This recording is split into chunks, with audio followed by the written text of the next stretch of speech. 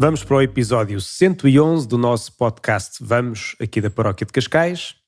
Já os dois de volta, o Padre Nuno e o Padre Mendes, depois de uma semana de retiro do Padre Mendes, depois de mais um episódio especial, onde tivemos aqui também o Afonso Virtuoso, na semana passada.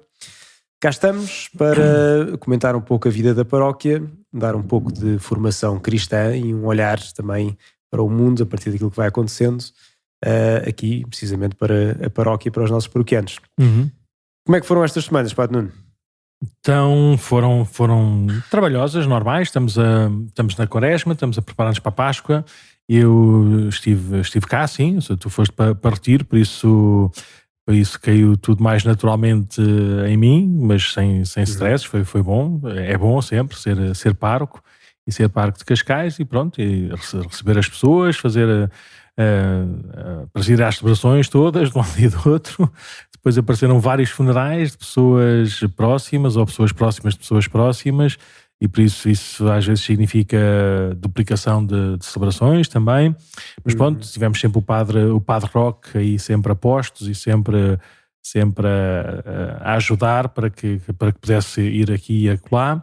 E pronto, e na última gravação era suposto também eu poder estar, e eu gostava muito de ter conversado com o Afonso também sobre estes temas da doutrina social da Igreja, nomeadamente na visão e na participação política, mas tínhamos esquecido que tinha combinado de receber um casal que vive fora e que estava cá, e era preciso tratar do processo e de papeladas para o casamento, que vai ser já logo a seguir à Páscoa.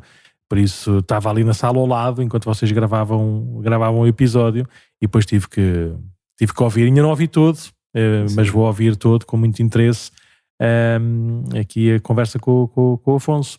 E deve ouvir e depois pensar, aí pá, podia ter perguntado isto. Sempre, mas e ainda pronto, bem fica que para a assim próxima, fica para outra, exatamente. para quando houver eleições daqui a não sabemos quanto tempo. Mas, ou então quando não houver, que é precisamente para ajudar a pensar fora das coisas, não é? Mas bem, e então foi uma semana intensa, pelo que eu percebi, despachou-se imensa coisa, portanto tenho de fazer mais retiros, não é? Não, aconteceu o facto de estar cá mais sozinho. Às vezes as pessoas acham que é pior, não é? Eu, na minha cabeça, é muito melhor, porque não tenho distrações, ou seja, não há hipótese de ir aqui ou acolá, porque estou cá e tenho que fazer tudo, não é? Mas tenho que estar disponível para tudo, porque não há esta coisa, não há este respaldo, não é de ser um ou ser outro, não é? E por isso às vezes quando somos os dois, de facto, o trabalho divide-se, mas pode expressar um bocadinho a atenção do que está... E depois abrimos mais a outros trabalhos que somos também capazes de fazer, mas só somos capazes de fazer porque temos esta ajuda. Por isso, eu até parece mal dizer isto, mas até é bom estar cá sozinho, pelo menos assim uma semana, ajuda a termos uma vida mais focada e mais normal, por assim dizer. É só isto. Mas Nosso Senhor depois dá-nos sempre as voltas, não é? Quando estamos sozinhos, eu lembro quando tu foste embora, não sei se disse isto verbalmente ou se pensei só, dizer, olha, esta semana vai ficar cheia de funerais e de outras coisas que tais e de atendimentos, porque é assim que sempre que acontece, quando ficamos cá sozinhos, cai-nos tudo em cima. E pronto, depois também tive um conjunto de reuniões e de encontros, não é?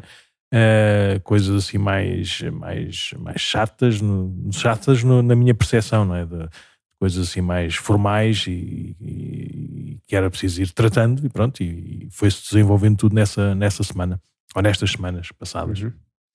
Não se preocupe que eu posso tirar mais semanas, posso ter aqui mais semanas. Que assim não, eu gosto tanto que eu até gosto que faças isso também, faças essa experiência. De tal forma que eu agora neste fim de semana, não é, vou no sexta e no sábado, é mesmo fim de semana cristão, vou estar fora, vou a convite aqui das escolas ocorrentes, vou a Roma apresentar aqui também um bocadinho o resultado do que aconteceu aqui da visita do Santo Padre aqui a Cascais e às escolas. Por isso vou na comitiva e vai ser bom. Sexta e sábado vou estar os 2 dias fora, e por isso tens assim 2 dias também para não te dispersares e poderes ser pároco, né, assim a tempo inteiro.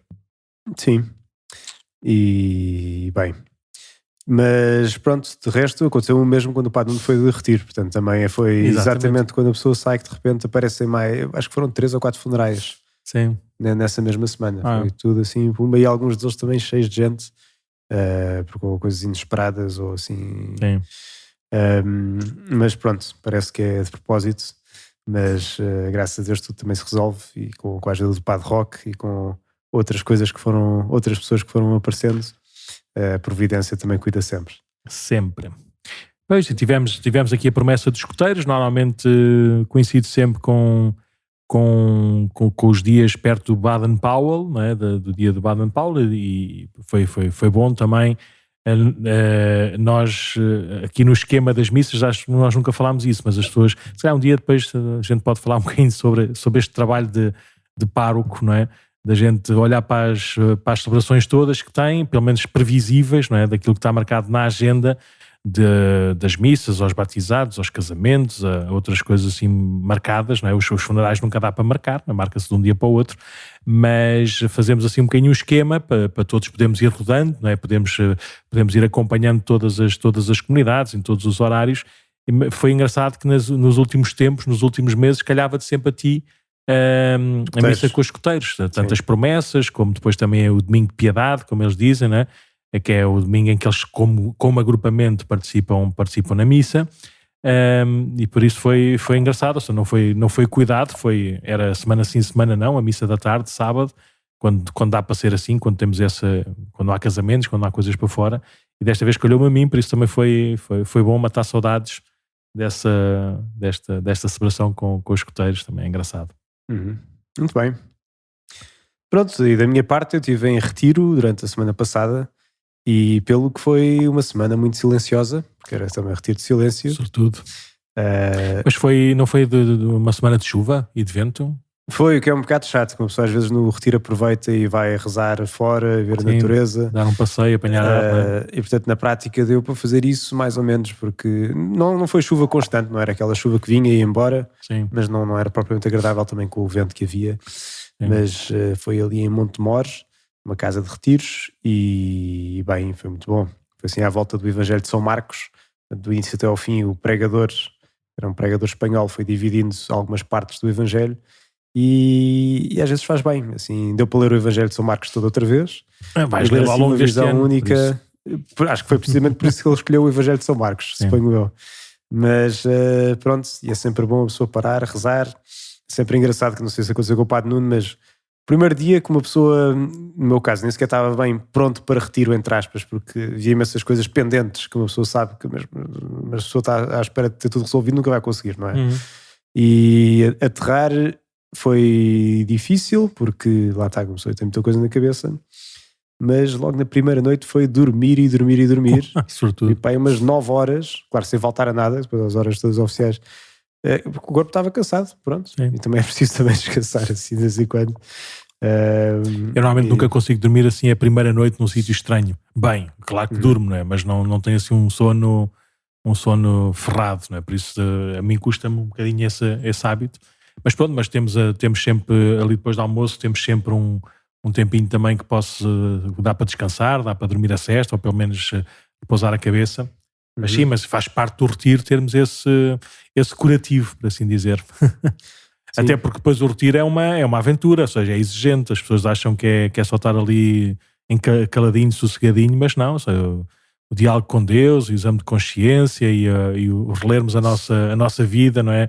À luz da palavra de Deus e das propostas de reflexão e de leitura que o pregador normalmente nos dá, é exigente e é duro, não é? Requer trabalho. Requer trabalho, sim. Convém estarmos fresquinhos, não é? De corpo e de espírito. Mas depois é sempre muito bom e voltamos com vontade de fazer aquilo que já fazemos com muito mais afinco e com uma vontade redobrada. Portanto, até porque o pregador também era padre de paróquia, não é? Por isso também ajudava a dar exemplos mais concretos e próximos também sim. Portanto, ele é vigário paroquial numa paróquia perto de Madrid, que é Caná, se não me engano. E pronto, e como Madrid tem muita gente, ele também foi lá contando assim algumas experiências, que estão para aí 4 ou 5 padres na paróquia, portanto também tem assim algum fulgor, ou alguma, porque algumas coisas que depois nós ouvimos, que é uma paróquia que tem a fazer a adoração eucarística uma vez por semana de 700 jovens, não é? Portanto, tem também assim, uma dimensão muito grande, por isso é que também tem tantos padres lá. Sim, precisávamos de 2 igrejas e meia nossas para ter os 700 jovens. Sim, portanto, suponho que também há de ser uma igreja bastante grande. E pronto, e uma pessoa bebe sempre só de ouvir outras experiências. Eu lembro-me que uma vez conheci o Dom Maurílio, que foi arcebispo de Évora. Sim.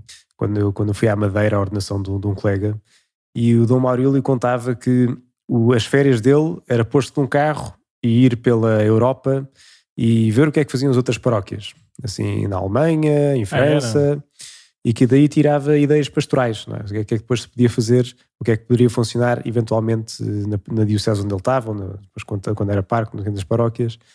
E este tipo de experiências, além de ser revigorante espiritualmente, também nos ajudam assim a tirar algumas ideias e a ver como é que os outros fazem para ver, olha, há muitas coisas que o caminho já foi percorrido, não é? Não precisamos de inventar a roda, ver o que é que se pode fazer e aplicar ao contexto em que estamos da melhor forma possível. Sim, sim.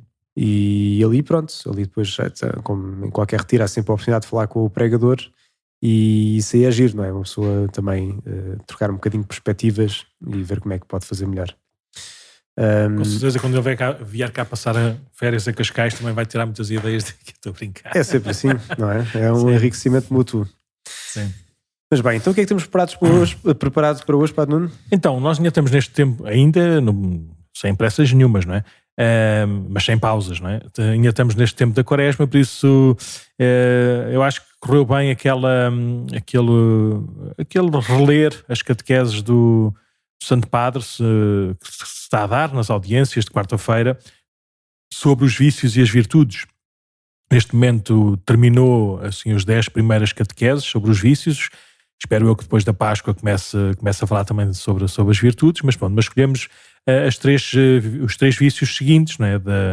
Da ira, da tristeza e da assédia, e vamos pegando um bocadinho na catequese do Santo Padre, que todos depois podem, com certeza, depois e antes, podem sempre ler e podem sempre... Eu até acho que dá para ver, não é? No vídeo e na gravação, está tudo na página do Vaticano. E depois o Santo Padre faz, nos dias em que nós estamos a gravar e a preparar o podcast, faz anos que foi eleito. Foi eleito no dia 13, é fácil de decorar, 13/3/2013, por isso é uma data simples de decorar, por isso faz 11 anos que ele foi eleito Papa, por isso nós, acho eu que não somos ninguém para estar a avaliar o seu pontificado, com certeza que podemos dar assim umas achegas sobre algumas coisas que fomos aprendendo e que fomos crescendo também pelo seu exemplo, pelo seu modelo, pela sua palavra, mas se calhar podemos falar sobre isso, mas baseados, por exemplo, nos títulos do Santo Padre, ou seja, do Papa. Santo Padre também é um título do Papa, não é? Papa também é um título, não é? daquele serviço. Por isso falámos um bocadinho sobre estes títulos do Papa e ver como, se calhar, a partir de algum deles, a gente pode continuar a rezar pelo Papa Francisco, não é? Pode continuar a ouvi-lo e a segui-lo nos seus bons exemplos. Depois também, antes do próximo episódio, já temos a festa de São José, que acontece sempre aqui neste tempo da Quaresma, a festa do Esposo de Maria, São José Esposo de Maria, que é dia 19 de março. Depois temos São José Operário no dia 1 de maio. Nós já tivemos também um ano sobre São José, falámos muito sobre São José, na novena de Natal, também nas figuras do Advento, falámos um bocadinho sobre São José. Então, se calhar, olhar um bocadinho para a figura, não é? Para as imagens de São José e ver como é que os artistas, não é? foram desenhando um São José com alguns traços, não é? Que são traços também catequéticos. Por isso, às vezes, não só importa nós sabermos os sinais para saber interpretar que imagem é que é aquela que está à veneração numa igreja qualquer ou num altar qualquer, mas não só reconhecer os santos, como também perceber a catequese que está por trás dessa iconografia. Então, olhar um bocadinho para a imagem de São José e ver as cores, ver as formas, não é? Ver os objetos que estão lá, e pronto, e era uma maneira também muito simples de honrar esta festa de São José. Muito bem, então vamos à ira. É lá, ira. Então, primeira catequese de hoje, não é? Essa é que é a quarta? Sim. Sexta? É o quarto vício. Há duas catequeses primeiras em que o Santo Padre fala um bocadinho sobre uma introdução geral, de vícios e virtudes, mas é a quarta, é o quarto vício. Nós falámos sobre os 3 primeiros, não foi? Uhum. Ainda te lembras quais é que são, assim de cor? Se calhar nós não testámos isto. Eu lembro-me de... Não me lembro. Agora, assim, de repente não estou lá a chegar, mas quais é que eram? Era para aí... Era avareza, de certeza. A avareza era uma. Luxúria. E a terceira não estou lá a chegar. É ver o episódio anterior e chega-se lá. É muito fácil. Vê-se já agora aqui em 3 tempos, que o último foi exame de consciência, vícios e virtudes, e falámos de gula, luxúria e avareza. Era a gula. Sim. A gula, a luxúria e a avareza. E hoje vamos falar um bocadinho sobre a ira, a tristeza e a sede. Então, o que é a ira? Não é? Um dos pecados capitais também. Exatamente. E o Santo Padre diz que é um vício particularmente tenebroso e simples de identificar, porque normalmente o corpo, as palavras, não é? O olhar, não é? Os gestos traduzem este sentimento. Tem uma manifestação psicossomática. Exatamente. No corpo e é muito difícil de esconder este ímpeto da ira. E às vezes procuramos escondê-lo, não é? Por uma questão de cerimónia, por uma questão de respeito, por pessoas que... os nossos patrões, ou estamos numa cerimónia qualquer, então não reagimos, mas depois não aguentamos e solta-se essa ira às vezes sobre pessoas ou em ocasiões que não foram a causa primeira que nos levaram a esta reação desmesurada e despropositada deste vício que é a ira. A ira é um vício destrutivo das relações humanas, como diz o Santo Padre. Porquê? Porque normalmente o que é que faz nascer em nós sentimentos maus em relação a qualquer coisa? É que essa qualquer coisa, um gesto de uma pessoa, uma palavra de uma pessoa nos irrita, ou vai contra aquilo que é o nosso pensar, ou o nosso sentir, ou as nossas expectativas. Mas depois, normalmente, a resposta da ira é, como diz o Santo Padre, sempre com imagens muito sugestivas, não é? Parece que lança tudo no caldeirão. Então, por isso, a resposta não é a uma palavra, não é a um gesto, não é uma atitude, é em relação à pessoa toda, de todos os tempos, não é? Do princípio, do meio e do fim, do passado, do presente e do futuro, e por isso não consegue ver a outra pessoa como ela é, para lá porventura das suas manhas, das suas fraquezas, dos seus erros, das ofensas que poderá fazer, não é? Mas a pessoa é sempre mais do que isso. E a ira não permite ver para lá do que isso. Sim, o Papa diz até esta parte que inicialmente pode ser só uma coisa, ou seja, qualquer coisa que cria essa limitação face à pessoa, mas depois já começamos a odiar tudo, não é? O tom de voz, os gestos banais do dia-a-dia, os seus modos de raciocinar e sentir, não é? Toda a pessoa está fora quando deixamos a ira alastrar no nosso coração. E por isso o Santo Padre também recorda que a ira nos faz perder a lucidez. Então, como diz São Paulo na carta aos Efésios, que ele também cita nesta catequese, que o sol não se ponha sobre a vossa ira. Como quer dizer, antes do sol se pôr, reconciliem-se. Ou seja, quando as coisas ainda só são o que são, não é? Quando ainda não cresceu, não é? Porque às vezes o Santo Padre também diz que a ira normalmente é desencadeada por encontros e desencontros, mas às vezes também, se nós não nos reconciliamos, o próprio silêncio, a própria solidão, o próprio estarmos longe dos outros faz aumentar em nós essa sombra da ira. E isso é muito fácil de reconhecer. Às vezes, se a gente não reage aos outros, não é? Depois parece que as más ideias, os maus pensamentos, os maus juízos vão crescendo em nós e como não tivemos a oportunidade de estar com essa pessoa para resolver as coisas, aquilo vai crescendo e mesmo sem ter acontecido nada, acontece na nossa cabeça, não é? Acontece na nossa consciência. Por isso, como diz São Paulo, e o Santo Padre também nos recorda, que a gente, antes de se pôr o sol, não é? Antes do dia acabar, que a gente possa reconciliar-se com os irmãos, não é? Com os irmãos que nos ofenderam de forma deliberada ou inconsciente. Sim.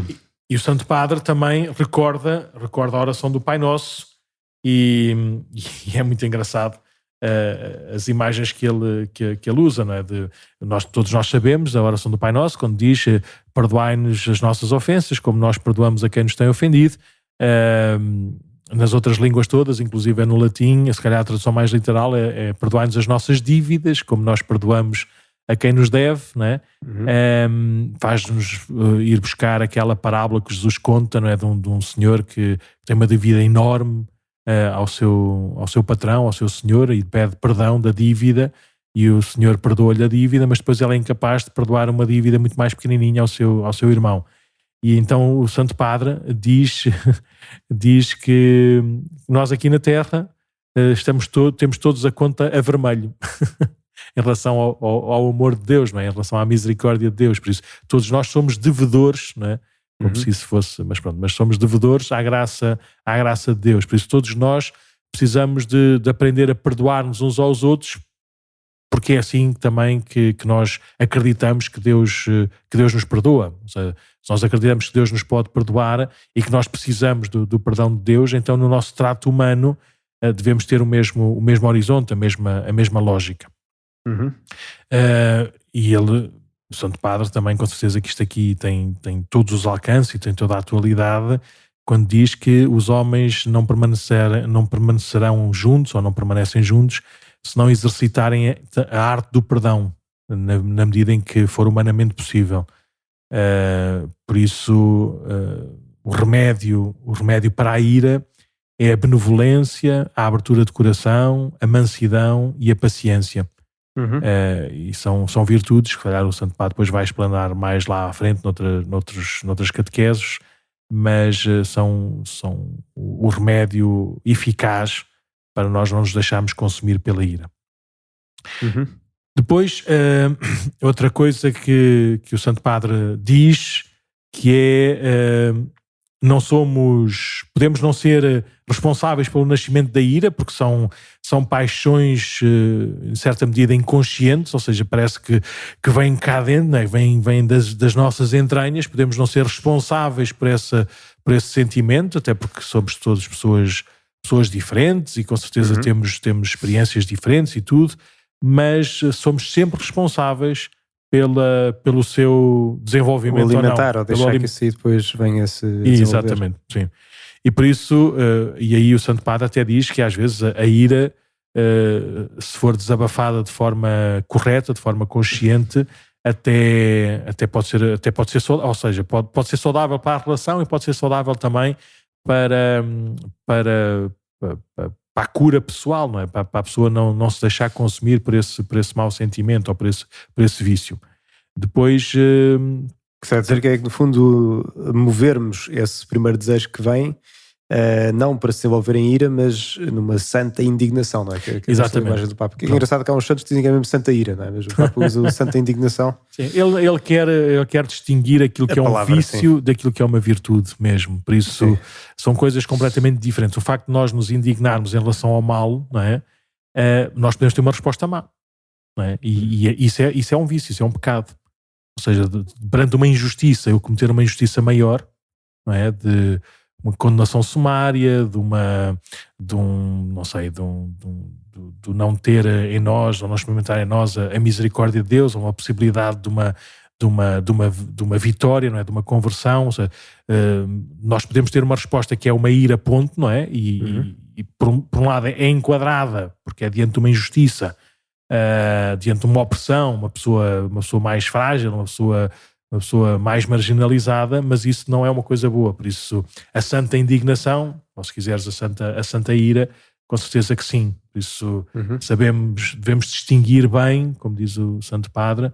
Uma coisa é o zelo, não é? A santa indignação, nós não estarmos em paz diante das injustiças, mas outra coisa é a ira, que não nos leva a fazer bem, ou seja, leva-nos a ter uma reação má.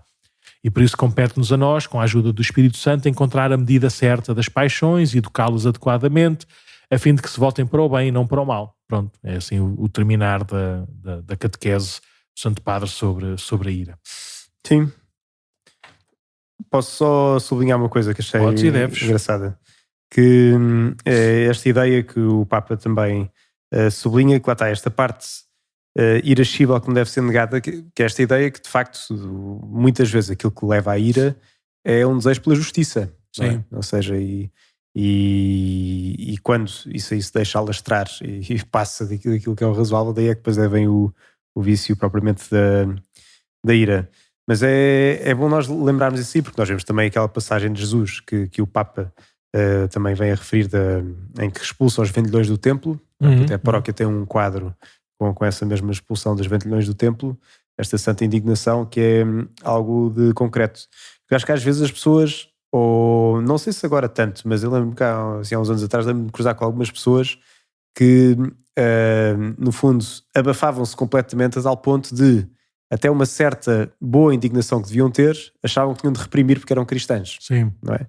Mas não, se há qualquer coisa de justiça que é bom nós termos e temos um espaço para repor essa justiça, é bom nós repormos essa justiça. Claro. Também depois há do Papa de falar nessa virtude da justiça, mas só para tirar um bocadinho essa ideia de que às vezes achamos que não, que temos de ficar no nosso cantinho, e é verdade que nos fizeram mal, mas, ou fizeram mal à sociedade, mas pronto, olha, temos de sofrer.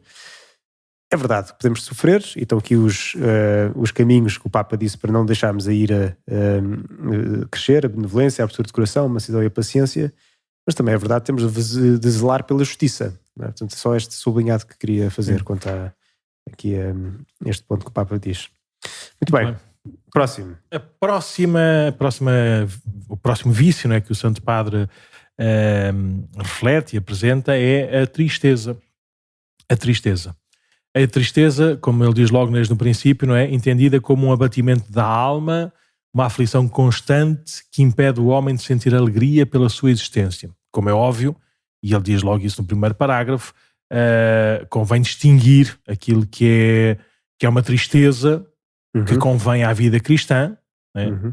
E que com a graça de Deus transforma em alegria. Ou seja, é uma tristeza pelos nossos pecados, é uma tristeza pelos nossos limites, é uma tristeza pelos nossos erros, pelas nossas falhas, mas que isso nos leva à conversão, né? Nos leva a abrirmos mais à graça de Deus. Não é a tristeza que é uma reação diante de uma coisa que de facto nos foi tirada, por assim dizer, ou seja, quase como que um sentimento de perda, porque nós podíamos ter feito de uma maneira e não fizemos, podíamos ter aproveitado e não aproveitámos, ou estava aqui uma pessoa e agora já não está, ou todas as razões possíveis e imaginárias. Mas não é, isso como é óbvio, não é um vício.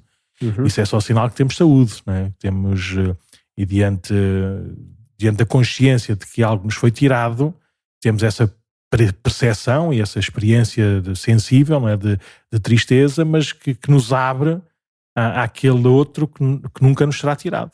Como dizia também Jesus com Marta e com Maria, não é? Maria escolheu a melhor parte que não lhe será tirada, e essa parte é a presença de Jesus, a sua palavra e a sua graça. Por isso, a tristeza que leva à alegria não é vício nenhum. Agora, aquela tristeza que, como diz o Santo Padre, que se insinua na alma, postrando-a num estado de desânimo, é essa tristeza que deve ser combatida, ou seja, uma tristeza que depois toma conta de tudo, não é? Toma conta do nosso ser, parece que nos leva à morte, não é? Sim, aliás, está aqui, o Papa diz que porque deriva do maligno, ou seja, esse tipo de estado de desânimo nunca é uma coisa boa. Claro.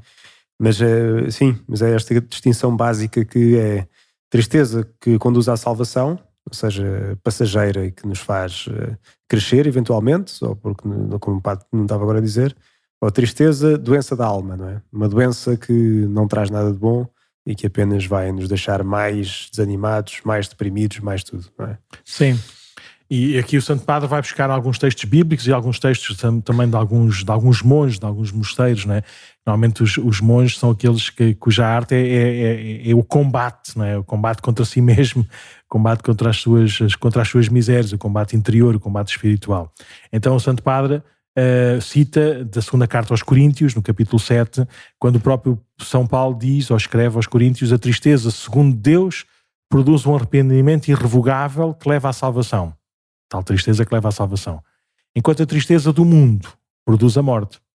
Esta distinção do que é o vício, não é? E do que é um caminho para a graça de Deus. Então esta tristeza, que é uma doença da alma, nasce do coração do homem. Um bocadinho quando tem uma experiência de perda, uma experiência de um desejo que não se realiza, ou uma esperança que não se concretiza. E por isso leva a uma tristeza, porque do coração do homem nascem essas esperanças que às vezes são frustradas. Não é? Por outro lado, esta experiência pode tomar conta de nós, pode tomar conta do homem, não é? E aí parece que tudo, não é? Parece que o coração parece que caiu num precipício, todos os sentimentos têm a marca do desânimo, fraqueza de espírito, angústia, depressão, mesmo que não seja diagnosticada, não seja uma doença diagnosticável, não é? E isso aí, se quisermos, o Santo Padre, até citando assim o Monte Evagrio, que nunca tinha ouvido falar nele, não é? Que é... Eu acho que já que está na Liturgia das Horas. Nunca ouvi falar nele. Evagrio, não me lembro. Conta, o monge Evagrio conta que todos os vícios visam um prazer, não é? Por mais efêmero que possa ser. Ao passo que a tristeza goza do oposto, embalar-se numa dor sem fim. Na prática, o Santo Padre diz: a tristeza é um prazer do não prazer. Ou seja, parece que somos consumidos por esse sentimento, né? A tristeza de uma emoção natural pode transformar-se num estado de espírito maligno. E por isso a tristeza é um demónio perverso, diz o Santo Padre, citando depois os padres do deserto. Descrevem-no como a tristeza como um verme do coração que corrói e esvazia o hóspede. Então, o que é que nós podemos fazer diante dessa tristeza, não é? Como é óbvio, é prestar atenção para Jesus, que é a razão da nossa alegria. Como é óbvio, todas as coisas más, todos os sentimentos de perda levam-nos à tristeza, mas isso não é a última palavra, não é a decisiva palavra, não é o derradeiro parágrafo, não é, deste livro que é a nossa vida. E por isso é muito importante que sentindo nós este não prazer, sentindo nós que essa não vida, que a gente possa manter a esperança, não é, que Jesus já nos salvou, que nele tudo será salvo. E por isso nós podemos experimentar a alegria do ressuscitado. Olhando para os discípulos de Emaús, que também foi uma passagem da Bíblia que o Santo Padre usou nesta catequese, os discípulos estavam tristes e desanimados e voltavam para a sua casa porque experimentaram aquela desilusão, mesmo que houvesse assim já assim um burburinho assim, das mulheres que diziam que o túmulo estava vazio. Eles voltaram para casa completamente desanimados, e foi Jesus que lhes foi explicitando o sentido de todas as escrituras que diziam respeito à morte e à ressurreição. E eles foram sentindo esse fogo no seu coração ao ouvir essa palavra, e depois reconheceram-no ao partir do pão. Por isso Jesus mete-se caminho connosco para nós não nos deixarmos vencer pelo desânimo, porque não é a última palavra. Cristo já venceu a morte, não é? Que se quisermos é a fatalidade mais fatal da nossa existência, mas que em Cristo não tem a última palavra, e por isso podemos experimentar, para lá da tristeza, esta alegria. Sim. Depois diz, como é que se diz? O pároco, não é? O Diário do Parque da Aldeia. O Diário do Parque da Aldeia diz... Do Jorge Bernanos, não é? Sim, e o pároco diz qualquer coisa do género: a Igreja dispõe da alegria, de toda a alegria que está reservada a este mundo triste. O que fizestes contra ela, contra a Igreja, fizestes contra a alegria. Como quer dizer que a Igreja, pelos sacramentos, não é? Pela graça sacramental, pela palavra de Deus, retamente interpretada, rezada e posta em prática, com certeza que podemos podemos resgatar toda a felicidade que na nossa vida ficou incompleta. Por outro lado, o Santo Padre termina citando este escritor, que eu também nunca tinha ouvido falar, embora a expressão já conhecesse, mas se calhar estava atribuída a outra, que é este escritor francês Léon Bloy. Bloy? Sim, Léon Bloy, não sei. Pronto. Também não sei falar francês. Mas também já ouvi falar de tristeza, sim. E que a frase, sim, quando diz só há uma tristeza, a de não ser santo. E por isso o Santo Padre reza por nós, não é? Que o Espírito de Jesus ressuscitado nos ajuda a vencer a tristeza com a santidade. E pronto, e é possível, não é sermos ingênuos e sermos imunes aos sentimentos de dor, de pesar, de como é que se diz, de perda, mas saber que não é essa a última coisa, a última palavra. Pois é. Tens alguma... Só partilhar estas duas ideias que mais gostei da catequese, que são as duas ideias bíblicas que o Papa tira, exatamente para ilustrar estas diferentes tristezas, não é? A tristeza do filho pródigo, não é? Que acaba por levá-lo a voltar à salvação, não é? A tristeza amiga que nos conduz à salvação. E depois a tristeza dos discípulos de Emaús, aquela primeira tristeza que os leva a afastarem-se de Jerusalém e a perderem o ânimo e a voltarem para a vida velha, não é? Como essa tristeza enquanto doença da alma. E é engraçado que nesse relato dos discípulos de Emaús vê-se também depois a receita de sair de lá. Foi quando Jesus apareceu, não é? E de uma forma muito concreta, quando voltaram a ver Jesus, não é? E aí é que voltou-lhes a arder o coração e a voltarem de novo para o caminho de Jerusalém, de novo para a fé. Mas só nisso, não, de resto acho que já falámos um bocadinho de tudo. Boa. Então, para terminar esta parte aqui da... Assédia. Assédia. Eu no outro dia estava... Pelos vistos, em português do Brasil diz-se assídia. É? Sim, pelos vistos. Mas é também uma coisa que é, se quisermos, a base da preguiça, não é? A preguiça é que é o pecado mortal, não é? Na lista dos 7 pecados mortais, mas o Santo Padre prefere falar. Por acaso não vi a lista das outras duas. As outras duas? Sim. Os outros, sim. São 8 vícios, sim. Os outros 2 vícios que ainda faltam falar. Mas pronto, o Santo Padre já não é a primeira vez que nos seus textos escolhe este vício, não é? Esta atitude da alma, ou esta atitude de vida que é muito perigosa. Diz ele, não é, que no catálogo dos vícios o termo assédio é muitas vezes substituído por outro de uso mais comum, a preguiça. A preguiça é um efeito, é mais efeito do que causa. Quando uma pessoa está inativa, indolente, apática, dizemos que é preguiçosa, está a dizer o Santo Padre, não é? Mas a raiz dessa preguiça é muitas vezes a assédia. A tradução grega, a tradução literal desta palavra grega é falta de cuidado. Na prática é um estado de espírito, não é, que faz não ter... Nada tem sabor, não é? Sente-se aversão por tudo, não é? É quase como que a relação com Deus é um tédio, ou seja, não tem sabor, não tem vitalidade, não é? E até as coisas que antigamente eram atos heróicos de santidade, de grande vitória, não é? Da graça de Deus em nós, agora parece que é inútil, parece que não tem peso nenhum, não tem valor nenhum. Cá está mais uma daquelas imagens para nós não esquecermos, que o Santo Padre normalmente escolhe, diz que a assédia é definida como o demónio do meio-dia. Apanha-nos a meio-dia, não é? Que já existe um certo cansaço, não é? Já procurámos fazer muitas coisas, mas depois as horas que ainda vêm, que não auguram nada de bom, parece tudo a mesma coisa, parece monótono, parece impossível de viver, ou seja, já não interessa, não é?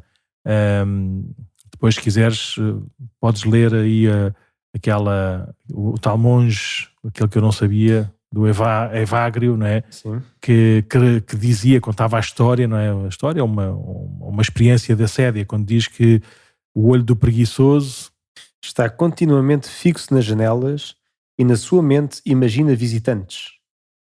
Quando lê, o preguiçoso boceja muitas vezes e é facilmente vencido pelo sono, esfrega os olhos e as mãos e, afastando o olhar do livro, fixa a parede.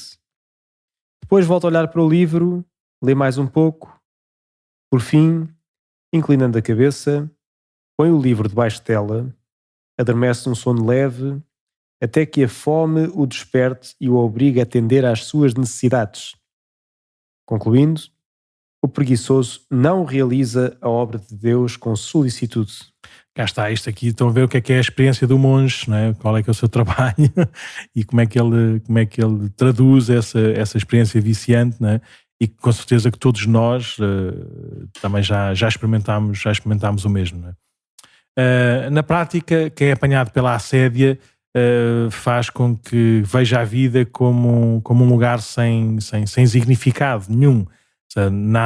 Nada tem sabor, nada tem valor. Cada batalha, cada desafio, cada tarefa parece uma coisa insensata, não é?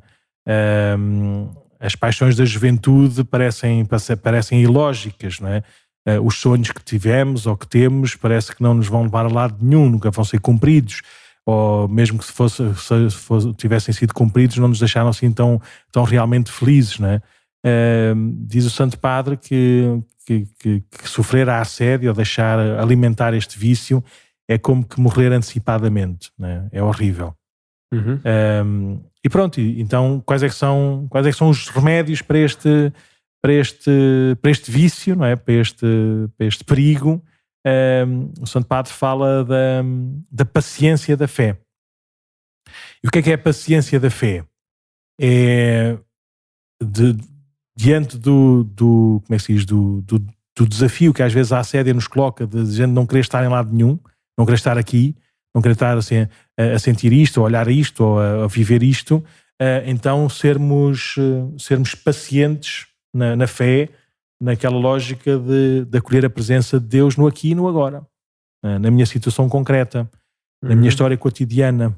Nosso Senhor não mete férias, nem faz intervalos, né? Neste amor que nos tem e em todos os caminhos da vida, principalmente aqueles mais habituais e mais rotineiros, não é? Por isso ter a coragem de permanecer e acolher aí, nesse aqui e agora, a presença de Deus. Mais uma vez, usando imagens do monge ou dos monges, dizer que a cela é a melhor mestra da vida, não é? É o lugar do cotidiano, é o lugar que não é para fugir, não é? E o demónio da assédia quer que a gente fuja e destrua a realidade, o tempo presente, porque parece que não tem sabor, não tem valor, e o remédio é a paciência da fé. Por outro lado, é muito importante nós não desistirmos do combate com este vício, não é? É um combate decisivo, é uma batalha decisiva, né? que diz o Santo Padre, que deve ser vencida, a batalha, custe o que custar. Né? E por isso é uma batalha que não poupou os próprios santos, né? E todos nós temos histórias, né? Daquelas noites escuras, daqueles desertos espirituais, daquela experiência em que Deus parecia estar longe, parecia estar ausente, nada tinha peso, nada tinha valor, mas estes santos, estas santas, ensinam-nos que podemos e devemos atravessar essa noite escura com paciência, aceitando a pobreza da fé. Não apenas a paciência, mas também a pobreza. Às vezes parece que não dá sinais nenhuns, parece que não tem força nenhuma, mas é isso que nós devemos manter firmes, não é? Porque Deus nunca nos abandona no meio da tentação e no meio das dificuldades. E termina a usar aquela imagem da brasa, não é? A dizer que pode estar cheio de cinza por cima e pode parecer que já não tem calor, mas a brasa continua acesa lá por dentro e basta o sopro do Espírito, não é? Para fazer outra vez queimar e poder fazer outra vez esse fogo do amor vir ao de cima. Bom, basicamente é isso. Sim, só um comentário geral que isto é bom falarmos sobre este vício em particular, porque muitas vezes o que acontece com muita gente está muito animada quando tem sim uma experiência de conversão, ou quando faz uma peregrinação, ou quando tem assim alguma coisa de espiritualmente forte, e depois vai passar por esta fase, não é? Em que este vício ataca, este demónio da assédia, o demónio do meio-dia, como dizia o Papa Francisco, vem atacar e depois, como não sentimos ou quando perdemos a vontade, achamos que já não tem a mesma coisa ou que a nossa fé já não é a mesma e que nós perdemos aquele fogo. É uma tentação, não é? É uma tentação que vem, um vício que tenta se estabelecer. Portanto, é bom termos consciência disso, não é? Que faz parte da vivência cristã e que os santos também passaram por isso e que é uma batalha difícil, porque então hoje em dia temos 1001 distrações para começar e distrair para outra coisa, o telemóvel, o computador, a televisão, e depois começa a fazer uma coisa e muitos planos e acaba por não começar nada, sempre no para-arranca. Mas depois os remédios que aqui o Papa também nos propunha, de termos paciência na fé e dizer, ok, tenho de certo modo forçar-me com a graça de Deus a continuar em frente. É difícil, eu sei, mas com a graça de Deus tudo é possível. Portanto, falar da sede acho que faz bem. Faz bem porque se perceber que faz parte do caminho. Não é? Sim, isto não vai ser sempre tipo um balão de ar quente com todo o fogo a arder o caminho todo. Não, às vezes também há momentos em que parece que estamos a ir abaixo, mas continuamos a ir em frente. Se não nos deixarmos paralisar ou ficarmos nesta indecisão que não nos faz seguir para a frente. Muito bem, então vimos mais 3 vícios e virtudes. E hoje, como temos o aniversário da eleição do Santo Padre, então o Padre Nuno vai-nos falar também dos títulos do Sumo Pontífice, do Vigário, do Papa, no fundo. Então que títulos é que tem o Santo Padre, Padre Nuno? Vamos ver. Sim. É fácil, ou seja, eu não percebo nada desta parte histórica e tudo, mas se calhar primeiro saber os vários nomes, se calhar quando nós estivermos a falar do Papa ou a escrever um texto sobre o Papa, a gente poder variar os nomes para não ser sempre o Papa, mas depois também saber que estes títulos, mais do que uma glória, são um caminho ou uma recordação de qual é que é a sua missão, qual é que é o seu papel, qual é que é o seu serviço. Por isso, em primeiro lugar, como é óbvio, o Papa, não é? O Papa vem quer dizer pai, na prática. Papai, não é? Papa é pai, papaizinho. Por isso é bom nós rezarmos pelo Santo Padre com esta relação espiritual, não é? De filiação. Pronto, e depois podemos ter maior ou menor afinidade. As afinidades é a coisa mais, como é que se diz? É aquilo que nós não controlamos, nem temos que controlar e que não está não é isso que é o principal, não é? É o que nós devemos cuidar, né? É da raiz, é da ligação à raiz. Por isso, olharmos para o Santo Padre, cá está o outro, né? Que na prática recorda também que é pai e que o facto de ser santo não quer dizer que é um santo dos altares, quer dizer que a nossa relação com o Papa é essa relação espiritual e por isso olhamos para o Papa como um sinal da paternidade divina, se quisermos. A minha avózinha, que Deus tem, usava muito esta expressão e falava do Santo Padre quando queria falar do Papa e depois falava do Padre Santo quando queria falar do Padre Cruz. Não sei, era só para distinguir, não é? Mas o Padre Santo, na prática, estava a dizer que de facto tinha virtudes de santidade e era alguém que a minha avó reconhecia como uma ação, né, da graça de Deus a acontecer de uma maneira tão próxima de si, tão próxima das nossas populações. Santo Padre se quisermos, é um sinal de Deus, não é? É um sinal apesar das fraquezas humanas ou das virtudes humanas, a forma espiritual com que a gente se relaciona com o Papa, qualquer que ele seja, é fundamental também para a comunhão da Igreja e para a nossa relação com o próprio Deus. Depois outra palavra que vem ao de cima é que é o Sumo Pontífice. O Sumo Pontífice, sumo quer dizer que é o primeiro, não é? Que é o supremo, que é o máximo, não é? Que é o primeiro na ordem. Pontífice vem da raiz ponte, não é? E por isso é pelo que o Papa representa, pelo que o Papa é esta ponte mais visível, não é? Que liga o céu e a terra, que liga Deus e a sua Igreja, ou Cristo e a sua Igreja. Por isso tem esse papel, como qualquer padre, tem o papel de levar as orações de todo o povo a Deus, mas também trazer, não é, ser veículo de trazer a graça de Deus para todo o povo. E por isso o Papa tem essa missão primeira, maior, máxima, não pelas suas virtudes, mas pela missão que Deus lhe confere e por todas essas graças também que são próprias para essa sua missão. Pois.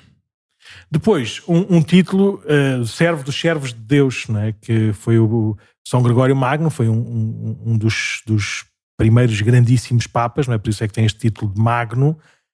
Sempre que forem ler a lista dos papas e virem lá alguém Magno, não é por causa dos lados, não é por causa de ser da família, assim, uma família esquisita que tem muitos papas, é porque de facto o seu papado foi importantíssimo na história da Igreja e receberam depois este título póstumo, não é? Da sua importância concreta na história da Igreja. Por isso São Gregório Magno escolheu, se calhar como seu título primeiro, este servo dos servos de Deus. Por ser o primeiro, ser o maior, ser o mais importante, não é? Ser o supremo, mas na lógica do serviço, que é essa a lógica da Igreja. E por isso é que Cristo também diz que é rei quando está cravado na cruz. Também o Papa é o sumo pontífice, não é? É o primeiro, mas o primeiro aqui, o primeiro dos servos de Deus. Como dizia o meu antigo prior, não é? Ele dizia que gostava muito do título prior, porque o fazia lembrar que era o primeiro, não o primeiro ser o maior, o mais importante, mas ser o primeiro no serviço, o primeiro no cuidado, no primeiro na atenção aos outros, não é? E por isso também aparece muitas vezes este título do Santo Padre, servo dos servos de Deus. E depois, também ainda nesta linha, o vigário de Cristo. Tu é que és perito em vigários, não é? Agora, sim, tu sabes o que é vigário, não é? É o que faz as vezes de... Sim, é como se fosse o vice, é o que vem a seguir, não é? É o representante, não é o sucessor, mas o representante de. Por isso aqui o vigário de Cristo, na prática foi Jesus o próprio, né, que escolheu Pedro, não necessariamente de uma forma pessoal, mas de uma forma, se quisermos, também instituída, de haver um dos apóstolos, não é, que fosse o seu sucessor, por assim dizer, ser por ele, não é? Ser nele ou ser por ele que a sua igreja é constituída. E por isso é muito importante nós também sabermos que estamos unidos a Cristo, também estamos unidos ao Santo Padre. É um desses caminhos, não é? Como é óbvio, não estou a equiparar o Santo Padre a Cristo, como é óbvio, não é? Cristo é Deus e é só um, mas escolhe um homem, não é? Que é como nós, pecador encartado, não é? Como nós. Eu não conheço o Papa Francisco, não estou a falar dele, não é? Mas com a graça de Deus tem esse papel, né? De ser por ele que a ação de Deus continua também na sua igreja. Bispo de Roma. Então, Bispo de Roma, porquê Bispo de Roma? Porque na prática o São Pedro era um apóstolo como os outros. Sim. E era igual em tudo, mas tinha esta missão primeira, não é? De ser um sinal de unidade e de presidir na caridade, e por isso tinha assim uma certa autoridade sobre os outros, mas era, se quisermos, um primus inter pares, o primeiro entre pares, um primeiro entre iguais. Por isso não é o facto de dizer que é Bispo de Roma está a mostrar isso mesmo, está a mostrar que em conjunto com todos os outros bispos, não é? É irmão de todos os outros bispos, é igual a todos os outros bispos, mas como Bispo de Roma tem este papel de ser um sinal de unidade de todos os bispos. Por isso, todas as igrejas particulares estão unidas umas às outras com este vínculo da unidade com a Igreja de Roma. Primaz de Itália. Isso na prática esse é um título menor, não é? Mas é só para dizer que em todas as igrejas crescem assim. Crescem a partir de uma diocese, de uma comunidade, e depois vai-se alastrando, e às vezes importa saber de onde é que nós vimos, não é? Qual é que é a nossa primeira igreja. Por isso é muito comum, assim, nas igrejas tradicionais, as igrejas-mãe, não é? serem reconhecidas como as igrejas primazes, não é? E por isso aqui o Bispo de Roma é a primeira da Igreja, da Igreja de Itália. Ou o Cardeal representante, ou o Bispo representante de Itália também, não é? Exatamente, sim. Sua Santidade. Não, Sua Santidade na prática é mais uma forma de tratar o Santo Padre, não é? Do que um título, não é? E aqui, na prática, é reparar que que aqui na Terra, pelo seu papel, não pela sua santidade pessoal necessariamente, mas pelo seu papel, é a presença mais visível dessa santidade de Deus que santifica toda a Igreja e toda a humanidade. Por isso tem esse lugar, e por isso reconhecermos essa santidade não é reconhecermos as virtudes humanas, é reconhecermos a ação de Deus através dessa pessoa e da sua ação. Soberano do Estado da Cidade do Vaticano. Isto é uma seca, mas convém não saber, não é? Que o Santo Padre também é chefe de Estado. E por isso, mesmo nas relações institucionais, não é? Importa também ter este papel, ou seja, a Igreja está no mundo, mas não é do mundo, mas está no mundo e tem relações também diplomáticas e mundanas, e é engraçadíssimo como um Estadozinho tão pequenininho, não é? Em termos territoriais, exerce tanta autoridade e tanto poder nas relações diplomáticas entre todos os países, e por isso também é reconhecido, e às vezes mesmo na liberdade religiosa, não é? Às vezes o que é que o muçulmano tem que respeitar, não é? O primeiro de uma religião qualquer estranha, não é? Nada, só por um respeito humano normal, não é? O facto de ser chefe de Estado ajuda a ter uma relação também humana, institucional e diplomática que ajuda, com certeza, a criar pontes, a resolver conflitos, não é? A ajudar a resolução assim, de guerras e coisas parecidas, como a Igreja nos últimos tempos tem feito de uma forma tão eficaz, sempre que tem esse espaço. Muito bem, então estes foram os títulos que aparecem hoje no Anuário Pontifício, portanto naquela publicação que o Vaticano faz. Mas havia outros títulos também, não é? Que entretanto Sim. Os Papas foram usando, deixaram de usar. Sim, eram títulos mais circunstanciais e às vezes que serviam um pouco ao ecumenismo, servia pouco à relação entre as outras igrejas, entre as outras dioceses. Então foi-se retirando, eram coisas do tempo em que era preciso ter mais títulos e mais autoridade e mais poder para se impor aos outros. Então quando era sobretudo isso, ou quando era coisas mais pequeninas, o Papa foi deixando de, Sim, por exemplo, cair. O Papa Bento XVI deixou cair o título de Patriarca do Ocidente. Sim, na prática, na relação com as outras igrejas orientais, nomeadamente a Igreja Ortodoxa, em que essa relação do primus inter pares em termos jurídicas não está bem, como é que se diz, não é bem conforme, não é? Então, na prática, era o Bispo de Roma, pronto, é o Bispo de Roma com o Bispo de Antioquia, o Bispo de Constantinopla, o Bispo de Moscou, ou o que seja, não é? Por isso era uma maneira de poder criar melhor essa relação verbal, não é? E jurídica com as nossas igrejas irmãs separadas. Sim. Bem, então são estes títulos que aparecem hoje no Anuário Pontifício, numa publicação semi-oficial do Vaticano, ou mesmo oficial, já não sei se é oficial ou não. Não sei. Mas pronto, agora o Padre Nuno pode levar esta listinha consigo no bolso quando for a Roma. Para perguntar qual é que gosta mais. Ou qual é que gosta mais, ou então só para não parecer repetitivo, vai assim. Santo Padre, Sumo Pontífice, Sumo Pontífice, não é? Sumo Pontífice, sim. Servo dos servos de Deus, Vigário de Cristo, Senhor Bispo de Roma. Não é? Sempre é melhor do que Francisco. Francisco foi não sei o que, não sei o que mais. Sim, pode ir variando só para não parecer ser a mesma coisa. Pronto, mas rezemos pelo Santo Padre, que faz no dia 13 estes 11 anos que foi eleito, depois tomou posse, acho que foi no dia 19, não foi na solenidade de São José, já não me lembro. Tenho ideia que no sim. Dia 18 ou 19, em que publicamente celebrou a sua primeira missa na Praça de São Pedro. Por isso, nestes dias, rezamos pelo Santo Padre. Por falar em dia 19, vamos então à última rubrica deste programa, que é... Sim, uma coisa rápida, só para não perdermos a importância do papel e da missão do São José. Estás aqui a fazer Pus agora aqui, para quem nos está a ver, duas imagens de dois São Josés que temos cá na paróquia, um na Capela da Bicuda, que é o da esquerda, Sim. E um aqui na Igreja Paroquial, o que está aqui à direita, porque o Padre Nuno vai-nos explicar o que é que nós vemos na imagem de São José. O que é que nós identificamos? Como é que a gente identifica São José, normalmente, não é? Em primeiro lugar, o manto de São José, o manto, não é assim, normalmente tem uma túnica e depois tem um manto. O manto de São José normalmente é de cor escura, de cor castanha, às vezes até mesmo de cor preta.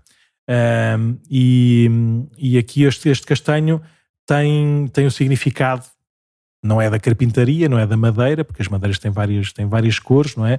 Mas o significado da humildade e da simplicidade. É a cor da terra, é a cor do chão. Sim. E por isso, normalmente, o São José tem muito este traço, não é? Da humildade de São José.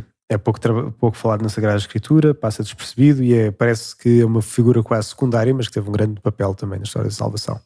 Sim. Mais, túnica. Depois a túnica de São José, que é o manto que está por baixo, não é? Que é a veste, pode ter várias cores. Normalmente a cor pode ser uma cor assim mais de roxo, que simboliza mais a penitência, a paciência, a confiança, ou o azul, que simboliza o céu. Às vezes até, e é o caso nosso, não é? Aqui da Igreja Paroquial, de um tom mesmo preto, não é? São José é o padroeiro da boa morte. E por isso fala um bocadinho também deste tom, se quisermos, deste tom de chão, neste tom de uma confiança total em Deus. Por isso não ser uma túnica festiva ou exuberante, mas uma túnica que fala do céu, não é? Que fala da vida eterna. Então roxo, azul, branco ou preto. Sim. Depois tem um lírio na mão. Normalmente, como vemos aqui na imagem tem um bastão, não é? Tem um bastão, uma vara, e que normalmente em cima dessa vara nasce um lírio, não é? O sentido mais comum é que é o sentido da pureza do coração, e por isso fala dessa pureza que vence a morte.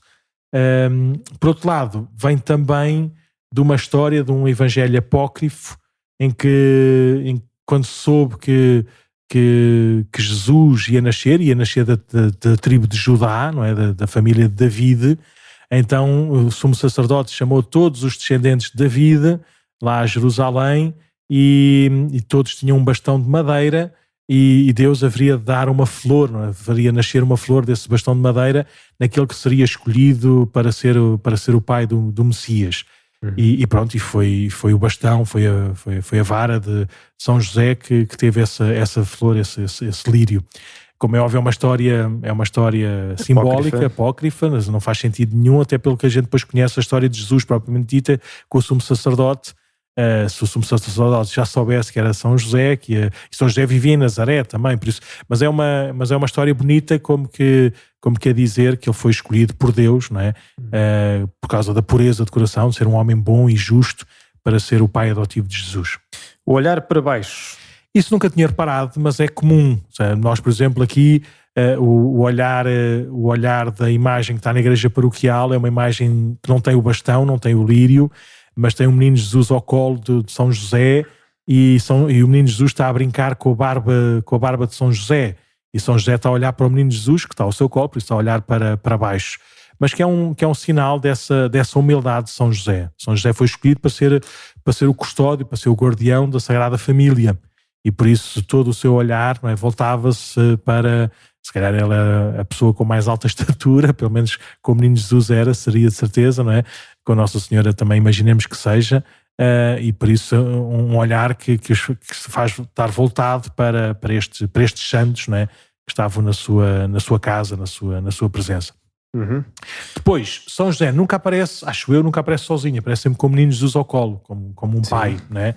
E não sei se é comum ou não, como aqui na imagem da nossa igreja paroquial, em que é o menino a brincar com as barbas do seu pai, dá este tom de familiaridade, não é? Da paternidade de São José, mas é mais comum aquela imagem que nós temos na igreja de São José da Bicuda, também está para veneração, em que tem o menino Jesus ao colo, e esse menino Jesus que está a abençoar e que está às vezes até com um globo na mão, como quer dizer que este menino é o Senhor do mundo, não é?